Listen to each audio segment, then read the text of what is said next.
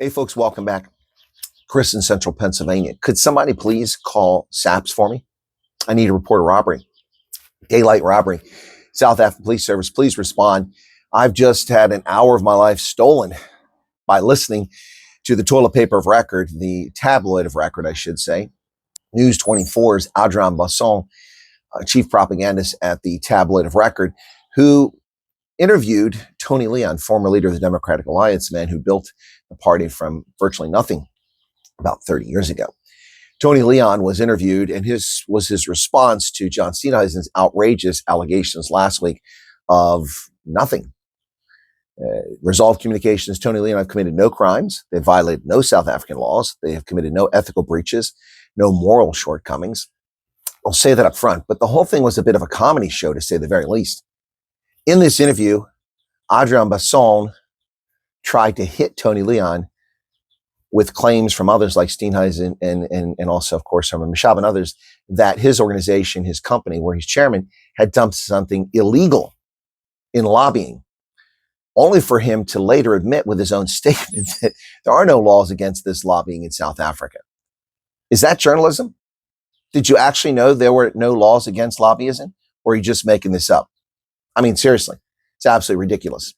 So the whole thing went from there to Tony Leon defending himself, and I thought he did a pretty good job.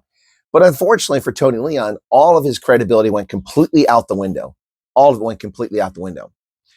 In this, in his effort to distance himself from the allegations by John Steenhuisen that Tony Leon is part of the MAGA crowd, which is comical to say the very least, he went so far as to say that in the election campaign here in America, which he has no business sticking his nose into, if we can't stick our nose in South Africa's business, he said that in that campaign, he supported Kamala Harris.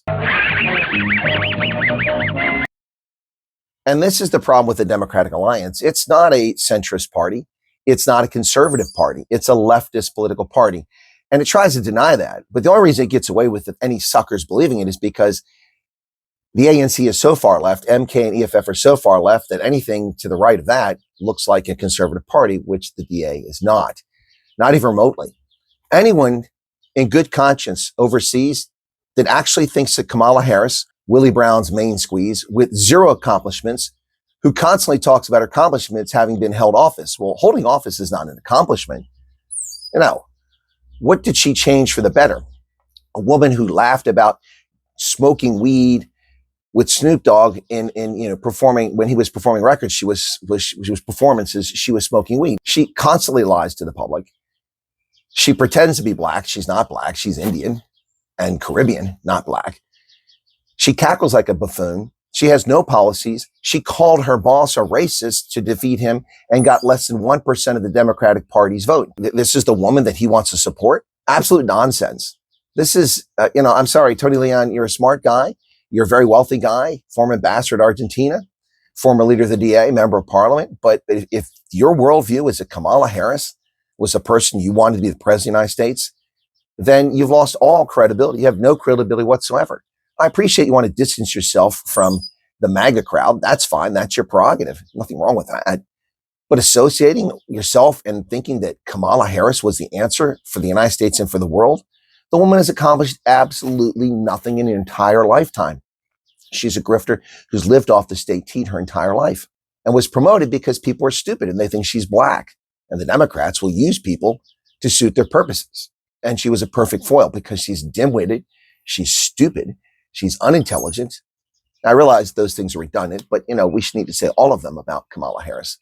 Anyone that would think that Kamala Harris was a good choice to be president of the United States really has suspect judgment. Honestly. Is that where you're going to go just to distance yourself from Trump? Why don't you say you're not a Trump supporter? And Steenhuisen is more likely to be a Trump supporter, which is what he essentially said. But then he has to add on to it and say that, well, I supported Kamala Harris. Well, I think your judgment is very suspect. Mr. Tony Leon, you're welcome to come on this program and explain yourself. You're certainly welcome to come on this program and defend yourself against the ludicrous allegations by John Steenhuisen, Herman Mashab, and others that have no merit whatsoever and are hypocritical, to say the least. We have caught, courtesy of a former DA shadow minister, John Steenhuisen, lobbying Reva Levinson on behalf of the DA. So it's okay for John Steenhuisen to do it, but it's not okay for Tony Leon to do it. I appreciate it. John Steenhuisen is vindictive. nasty human being. And you're upset. You carried yourself well in this interview, but speaking to the chief propagandist from the tabloid of record and try to defend yourself from a guy who actually doesn't even know the law in South Africa and has the notes in front of him. That reminds me of Peter Du Toit, who criticized the right wing and white Afrikaner right wingers for something his newspaper published.